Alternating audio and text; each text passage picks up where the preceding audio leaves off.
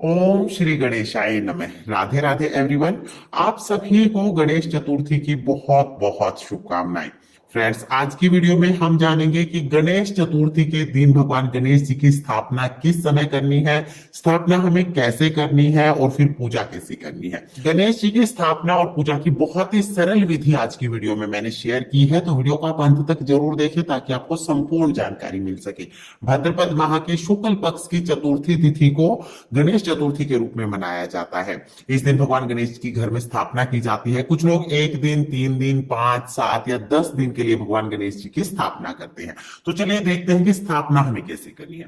सबसे पहले तो चतुर्थी तिथि को, जो अभी 19 सितंबर को है, सुबह सुबह स्नान आदि करने के बाद घर में जिस जगह पर भी आप स्थापना करेंगे उस जगह को अच्छे से साफ कर लेंगे। उसके बाद वहां पर एक चौकी लगा लेंगे। चौकी पर हम लाल, पीला, गुलाबी कोई भी वस्त्र बिछा लेंगे और अच्छे से आप सजावट कर लेना। खूब बढ़िया डेकोरेशन करना भगवान गणपति के स्वागत के लिए।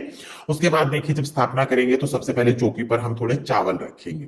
चावल रखने के बाद भगवान गणेश जी की जो भी आप मूर्ति लेके आए हैं उनको यहाँ पर विराजमान करेंगे। तो बहुत ही प्रेम से हमें गणेश जी को विराजमान करना है। और हमने गणेश जी की स्थापना कर ली है। उसके बाद मंदिर में जो हम गणेश जी की मूर्ति की डेली पूजा करते हैं उनकी भी हमें स्थापना चौकी पर जरूर करनी है। तो यहाँ पर देखिए, हमने चावल की ढेरी लगा ली है। 3 ढेरी हमें लगानी है, एक गणेश जी के लिए और रिद्धि माता और सिद्धि माता के लिए। तो 3 चावल की ढेरी हमने लगा ली है। एक पर हम गणेश जी को विराजमान करेंगे। तो जिन गणेश जी की पूजा हम डेली करते हैं, जो हमारे मंदिर में विराजमान है, वो गणेश जी की मूर्ति हमें लेनी है। उसके साथ ही सुपारी के रूप में हम रिद्धि माता और सिद्धि माता को भी विराजमान कर देंगे। तो यहाँ पर ये स्थापना हो गई है। उसके बाद हमें कलश की स्थापना करनी। कलश की स्थापना गणेश जी के राइट हैंड की तरफ हमें करनी है। तो देखिए, इधर की तरफ हम चावल की थोड़ी सी ढेरी लगा लेंगे। आप चाहे तो अष्टदल कमल बना सकते हैं। अगर आपको अष्टदल कमल बनाना नहीं आता है तो चावल की ऐसे ढेरी लगाकर उसके ऊपर आप कलश की स्थापना कर सकते हैं। तो यहाँ पर मैंने अष्टदल कमल बना लिया है। अब हम एक कलश ले लेंगे, पीतल, तांबे या मिट्टी का आप कलश ले लीजिए। उसके ऊपर हम मोली बांध लेंगे और स्वास्तिक बना लेंगे। तो पहले ही स्वास्तिक बना लें क्योंकि स्थापना के बाद फिर थोड़ा मुश्किल हो जाता है। तो यहाँ पर मैंने मोली बांध ली है, स्वास्तिक बना लिया है। अब हम इस कलश को कंठ तक शुद्ध जल से भर देंगे। फिर उस जल में हम एक सुपारी डालेंगे, एक सिक्का, लौंग और इलायची डालनी है। साथ में ही हमें एक साबुत हल्दी डालनी है। साबुत हल्दी ना हो तो हल्दी पाउडर भी आप एक चुटकी डाल सकते हैं। सारी चीजें हम यहाँ पर कलश में डाल देंगे। उसके बाद कलश को हम जो चावल का हमने अष्टदल कमल बनाया है उनके बीच में रख देंगे। अब इसके बाद हमें आम के पत्ते लेने हैं। पत्तों पर हम तिलक कर लेंगे। तो 5-7 पत्ते आप ले लीजिए। बंच मिल जाता है, बंच ले लीजिए, नहीं तो आप खुले पत्ते भी ऐसे ले सकते हैं। और अगर आपको आम के पत्ते ना मिले तो फिर आप अशोका के पत्ते ले सकते हैं। लेकिन अगर आप 10 दिन की स्थापना कर रहे हैं तो आम के पत्ते लीजिएगा, क्योंकि आम के पत्ते काफी दिन तक हरे रहते हैं।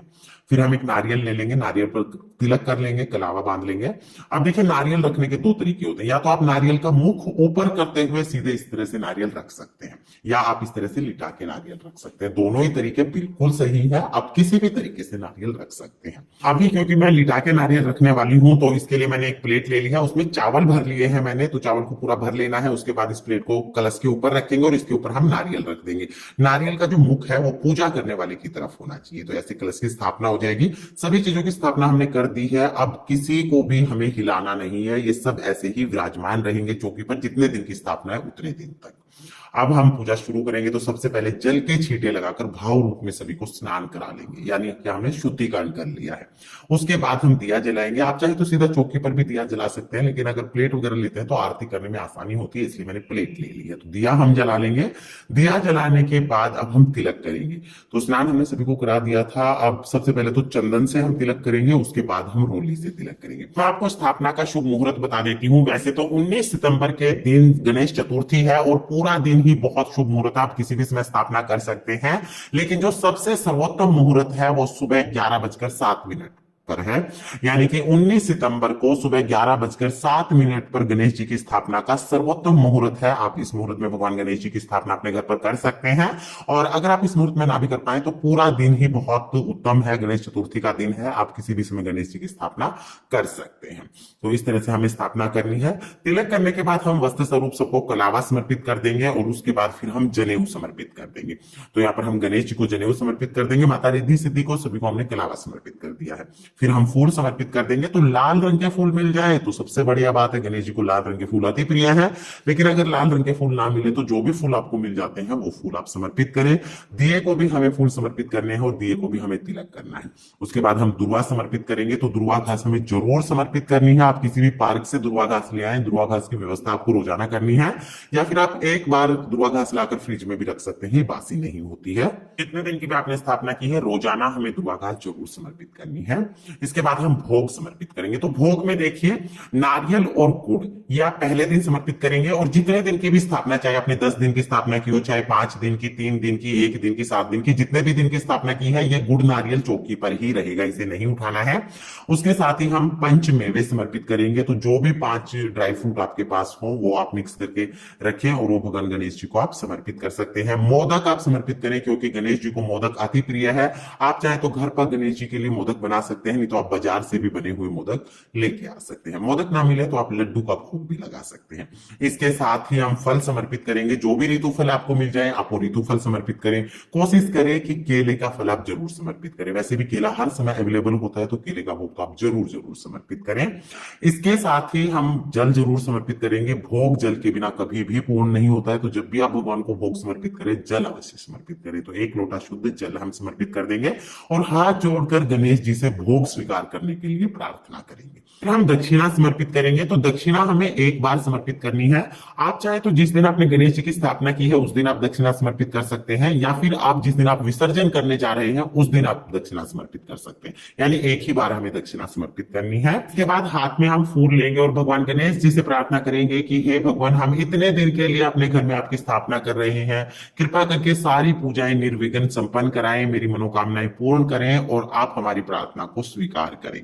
तो इस तरह से हम संकल्प करके जो फूल है भगवान के चरणों में छोड़ देंगे। फिर हम धूप दीप दिखाएंगे और फिर हमें आरती करनी है।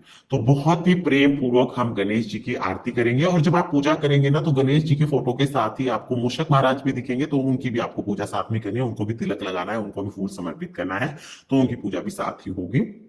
तो इस तरह से बहुत ही प्रेम पूर्वक हम आरती कर लेंगे।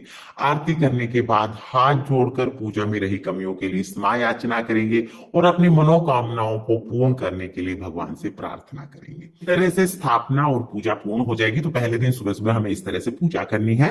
पूजा करने के बाद जो जल का लोटा हमने लिया है वो हम सूर्य देवता को अर्घ दे देंगे, और उसके बाद जो भी भोग प्रसाद हमने लिया है वो सभी को प्रसाद स्वरूप हम बांट देंगे। तो घर में जितने भी सदस्य हैं सभी को प्रसाद स्वरूप आप बांट सकते हैं। बस जो हमने नारियल और गुड़ लिया है ना, उसको हमें नहीं उठाना है, ये चौकी पर ही रहेगा। इसके अलावा जो मोदक या जो मिठाई, ड्राई फ्रूट, जो फल आपने चढ़ाए हैं वो आप सभी भक्तजनों में प्रसाद स्वरूप बांट सकते हैं।